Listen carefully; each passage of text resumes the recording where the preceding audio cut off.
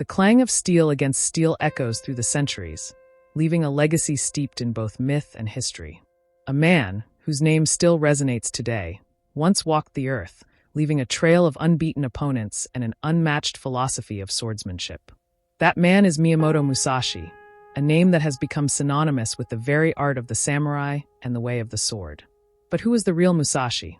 What was it about him that made him not just a legendary swordsman, but a philosopher, strategist, and one of the most iconic figures in Japanese history? Welcome to the Unfolding Journey YouTube channel. In today's video, we are about to dive into the captivating and multifaceted life of Miyamoto Musashi, exploring not just the man behind the myth, but also the enduring legacy he left behind in the world of martial arts, strategy, and philosophy. Miyamoto Musashi was born in 1584 in the Harima province of Japan, in the midst of a country engulfed in constant warfare and social upheaval. His birth occurred during the final years of Japan's Sengoku period, an era marked by warlords, shifting allegiances, and samurai battling for control over the land. At the time, Japan was far from united. The ruling warlords, known as daimyo, fought for power, and the streets of Japan were often stained with blood from skirmishes and full-scale battles. It was into this chaotic environment that Musashi was born, and it's no surprise that his life would be one of constant conflict and war. Musashi's early life remains somewhat of a mystery, but many believe his father, Munisai, was a skilled swordsman of the Ichi-ryu school. It is said that Musashi's formative years were shaped by a combination of his father's martial teachings and his personal experiences with the harsh world around him. He was likely raised with the understanding that in a land ruled by violence, survival and dominance on the battlefield were paramount. The first recorded chapter of Musashi's life as a swordsman came when he was only 13 years old. In a duel against an experienced swordsman named Arima Kihei, Musashi displayed not only his remarkable skill, but also his deep understanding of combat strategy. Musashi's victory at such a young age would become the first of many in his lifetime and foreshadow his dominance in the martial world. He had the rare combination of talent and a mindset focused on continual improvement, a mindset that would define him throughout his life. By the time Musashi was in his mid-teens, he had already gained a reputation as a formidable swordsman. But it was a duel with another renowned swordsman, Sasaki Kojiro, that would forever cement Musashi's place in history. The duel, which took place in 1612, is one of the most famous encounters in Japanese folklore and the subject of countless retellings in literature, film, and art. Sasaki Kojiro was a master of the long sword, known for his exceptional skill with the katana. It is said that he wielded a sword so long that it was nicknamed Manahashizo, which means the laundry pole. Musashi, on the other hand, was known for his unique style of fighting with two swords. His decision to fight Kojiro was not just a test of strength, but a philosophical battle, a test of his own ideas about combat and strategy. What makes the duel legendary is not only the circumstances surrounding it, but the way in which Musashi approached the fight. Arriving late and with a wooden sword carved from an oar, Musashi psychologically unbalanced Kojiro before the duel even began. His calm demeanor and unorthodox approach showed that Musashi was not simply a practitioner of swordsmanship, but a master strategist. Musashi won the duel by striking Kojiro with a single, powerful blow, delivering a fatal wound to his opponent. The duel was a symbolic moment in Musashi's life, solidifying his reputation as an unbeatable swordsman and a tactician. While Musashi was primarily known for his prowess in combat, his true genius lies in his philosophical approach to life and battle. As a man who had fought countless duels and participated in major battles, Musashi sought to distill his understanding of life and combat into something more profound than just the physical act of fighting. This led to the creation of the Book of Five Rings, also known as Go-Rin no Sho, his most famous work, and one that remains a revered text in martial arts and strategy. The book is divided into 5 sections, each of which reflects a different element of the natural world: earth, water, fire, wind, and void. These elements serve as metaphors for various aspects of combat and strategy, and Musashi's teachings extend far beyond the battlefield. For instance, the earth section focuses on the foundations of strategy and discipline, emphasizing the importance of proper technique and the mastery of the basics.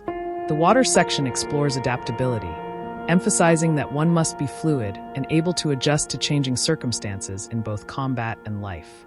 The fire section is concerned with the intensity and power of battle, stressing the importance of speed and decisiveness in the heat of conflict. Perhaps most intriguingly, the Wind and Void sections explore the idea of mastering one's mind and transcending the limitations of technique.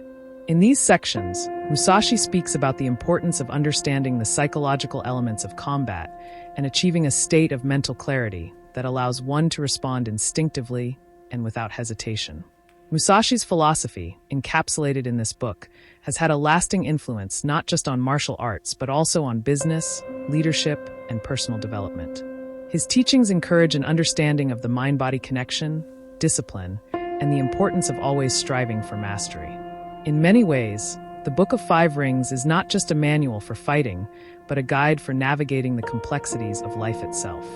After the famous duel with Sasaki Kojiro, Musashi withdrew from the public eye and spent the later years of his life in relative seclusion. He moved to the remote region of Kumamoto, where he lived a life of meditation and reflection. During this period, Musashi focused on further developing his martial arts style, which would eventually be known as the Nitin Ichi-ryu, or two heavens, one style. This style incorporated both the use of a katana and a wakizashi, short sword, simultaneously, a technique that Musashi had pioneered.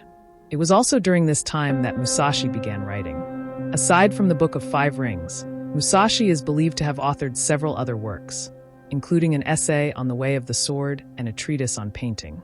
Despite his seclusion, Musashi continued to practice and develop his art, proving that true mastery is not simply about defeating others, but about an ongoing journey of self-improvement and personal growth. Musashi's final years were marked by a quiet but profound legacy. He passed away in 1645, reportedly from natural causes. At the time of his death, he was already regarded as a living legend, his name spoken with reverence among fellow samurai and martial artists. Though he left behind no formal heir to carry on his martial arts teachings, his influence continued to spread, and his style, philosophy, and writings have endured through the centuries. Miyamoto Musashi's legacy is one that transcends time and culture. His name is synonymous with the mastery of swordsmanship, but his contributions go far beyond combat. His teachings on strategy and the way of life have had a profound influence on various fields, including military strategy, business, and even art. Today, Musashi's influence can be found in everything from corporate boardrooms to the martial arts dojo, with countless individuals seeking to embody his principles of discipline, focus, and mastery. Musashi's life story has inspired generations, and his legendary duels, writings, and philosophies continue to captivate people worldwide.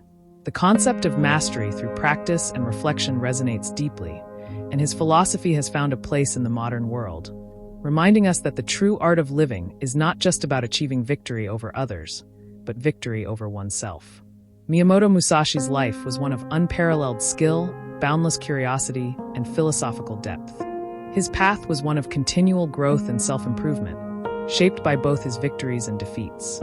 He was not only a master of the blade, but also a master of the mind, showing the world that the true essence of combat lies not in the sword, but in the spirit behind it. Today, Musashi's legacy lives on, not only in the martial arts, but in the lives of those who seek to learn from his profound understanding of life, combat, and mastery. Thank you for joining us on this journey through the life of Miyamoto Musashi. If you found this video insightful, don't forget to subscribe to the Unfolding Journey YouTube channel. We have much more to explore and many more captivating stories to uncover together. Stay tuned for more historical deep dives, and remember, every journey begins with the first step, and we're glad you're taking that step with us. Subscribe now and become part of our community.